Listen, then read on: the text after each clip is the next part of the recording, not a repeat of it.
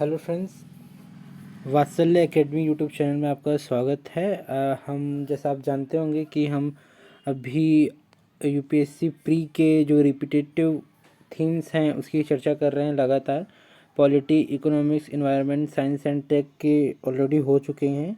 उन सभी वीडियो के लिंक मैं नीचे डिस्क्रिप्शन में दे दूँगा, आप उनको भी विज़िट कर सकते हैं और चैनल को लाइक सब्सक्राइब कर दें ताकि आगे आपको जो भी अपडेट्स हैं वो आपको देखने को मिलते रहें। तो आज हम हिस्ट्री की बात करेंगे। हिस्ट्री में आप जानते होंगे प्राचीन भारत और मध्यकालीन भारत और आधुनिक भारत के सेक्शन आता है। आर्ट एंड कल्चर भी साथ में आता है, इससे लगातार क्वेश्चन पूछे जाते हैं।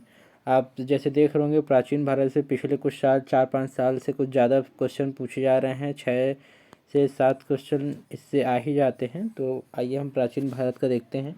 सिंधु घाटी सभ्यता, इसके प्रमुख स्थल जैसे हड़प्पा, मोहनजोदड़ो, कालीबंगा, लोथल और सिंधु घाटी सभ्यता की सामाजिक, आर्थिक और धार्मिक जीवन के बारे में हमको पढ़ना चाहिए। इससे क्वेश्चन अभी आते रहते हैं और पिछले 2-3 साल से नहीं आ रहे हैं, इससे क्वेश्चन मेंस में भी और प्री में भी लगातार बनते रहते हैं। तो ये रिपीटेटिव थीम हो सकता है। उसके बाद हम वैदिक काल, ऋग्वैदिक काल, उत्तर वैदिक काल के समाज, अर्थव्यवस्था, राजनीतिक संरचना, प्रशासनिक संरचना इत्यादि के बारे में हमें जानना चाहिए। इससे क्वेश्चन लगातार बनते रहते हैं। उसके बाद आप देख सकते हैं महाजनपद, मौर्य साम्राज्य, चंद्रगुप्त मौर्य, अशोक, उसके धर्म, अर्थशास्त्र, प्रशासन, राजनीतिक संरचना कैसी थी और आर्थिक संरचना उस टाइम कैसी किस किस प्रकार की थी इत्यादि हम जान सकते हैं। उसके बाद आता है गुप्त काल, कला, संस्कृति, विज्ञान, प्रशासन, राजनीतिक संरचना, आर्थिक संरचना। उसके बाद गुप्तोत्तर काल आता है। यहाँ पे शायद मैं स्लाइड में लिखना भूल गया।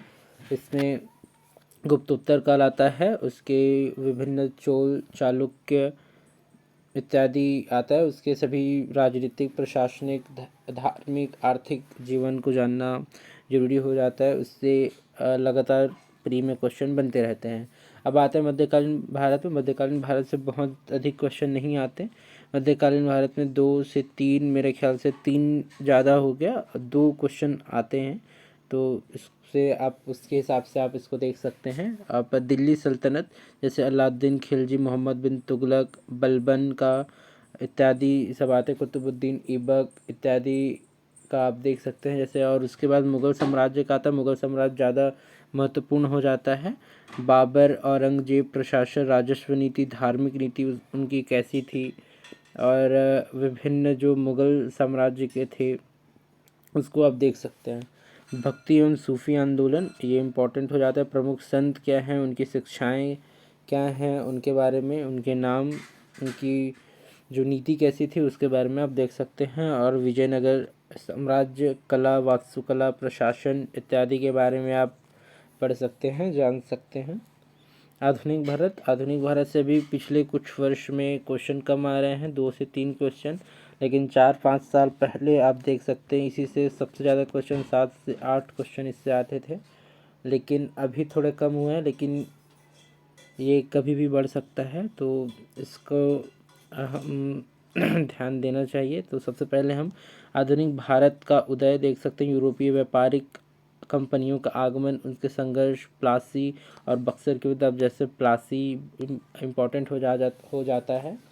उसके बाद हम देखते हैं ब्रिटिश शासन, उनके सुधार, स्थायी बंदोबस्त, रैयतवाड़ी व्यवस्था, महलवाड़ी व्यवस्था इत्यादि। 1857 का हम विद्रोह देख सकते हैं। के कारण क्या थे, घटनाएं क्या थी, परिणाम उसके क्या हुए। उसके बाद ब्रिटिश शासन के जो शासन था उसकी नीति आगे क्या रही, क्या परिणाम उसके बदलाव आए, वो सारी चीज़ें हम देख सकते हैं। उसके बाद 1857 के बाद राष्ट्रीय आंदोलन हम देख सकते हैं। उसके विभिन्न चरण थे।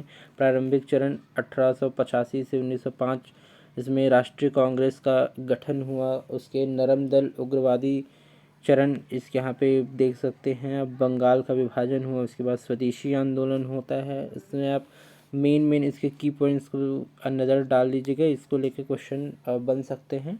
उसके बाद आप गांधी युग देख सकते हैं। गांधी युग में 1919 से 1947 गांधी के नेतृत्व में असहयोग आंदोलन हुआ, सविनय अवज्ञा आंदोलन, भारत छोड़ो आंदोलन।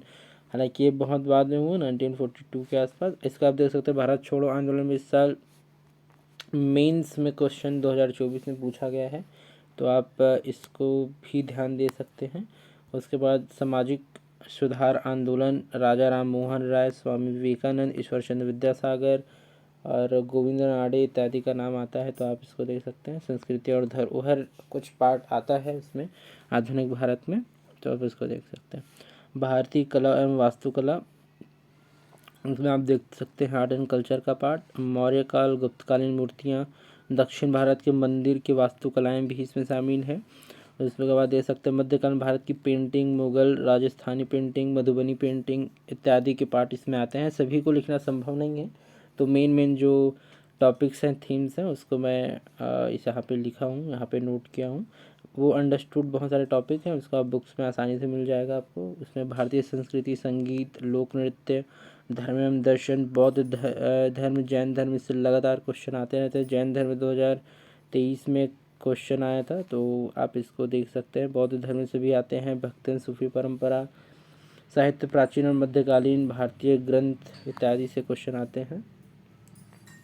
उसके बाद आप देख सकते हैं इसमें प्रमुख अधिनियम एवं चार्टर, 1833 का चार्टर के बारे में 2023 में क्वेश्चन पूछा गया था, तो इसको आप एकदम ध्यान से पढ़ सकते हैं। चार्टर 1862 का चार्टर, 1859 का चार्टर में सारे महत्वपूर्ण घटनाएं हैं, तो आप इसको ध्यान में रख सकते हैं। भारतीय राष्ट्रीय आंदोलन की प्रमुख घटनाएं, उनके नेता क्या कौन से, सुभाष चंद्र बोस, जवाहरलाल नेहरू, मोहनती और सरदार वल्लभ भाई पटेल। ये आपको मेंस में और प्री में दोनों में हेल्प कर सकते हैं। बौद्ध धर्म जैन परंपरा में अंतर क्या है, मेन कौन आत्मा को मानता है, कौन आत्मा को नहीं मानता, कौन ये सारी चीज़ें हैं, इसको आप पढ़ सकते हैं। इसके अंतर्गत बहुत सारे डायमेंशंस हैं उसके, आप बुक में आराम से मिल जाएंगे आपको। और कुछ तैयारी के सुझाव हैं, आप एनसीईआरटी पढ़ सकते हैं, लेकिन एनसीईआरटी पढ़ते समय आप ये ध्यान रखिए कि आपका फंडामेंटल क्लियर है, तो आप एनसीईआरटी को स्किप भी कर सकते हैं। उसके बाद उसके जगह आप एकदम स्टैंडर्ड बुक पढ़ सकते हैं। और पिछले 10 वर्ष के कम से कम तो करना ही चाहिए। मैं तो बोलता हूँ 30 वर्ष के कर लेने चाहिए, लेकिन 10 वर्ष के एकदम कंपलसरी हैं, करके जाना ही चाहिए। उसके बाद अब छोटे विषयवार नोट्स बना सकते हैं और मॉक टेस्ट समय समय पे दे सकते हैं, जो आपको फ़ायदेमंद रहेगा। और समसामयिकी, जो संस्कृति और धरोहर से जुड़े कुछ घटनाक्रम हैं, आर्ट एंड कल्चर में आप जानते होंगे, उसमें करंट अफेयर की भूमिका होती है, जो करंट की चीज़ें होती है उसके बारे में पूछ लिया जाता है, तो उसको आप ध्यान में रख सकते हैं। तो इसी प्रकार आज हिस्ट्री का एक टॉपिक ख़त्म होता है। इसमें आप रिपीटेटिव थिंग्स जो हैं उसके बारे में मैंने बता दिया है। बाकी वीडियोस के लिंक आपको डिस्क्रिप्शन में मिल जाएगा। आप वात्सल्य एकेडमी यूट्यूब चैनल को सब्सक्राइब ज़रूर कर लें, ताकि आगे आपको अपडेट्स मिलते रहें। थैंक यू, धन्यवाद।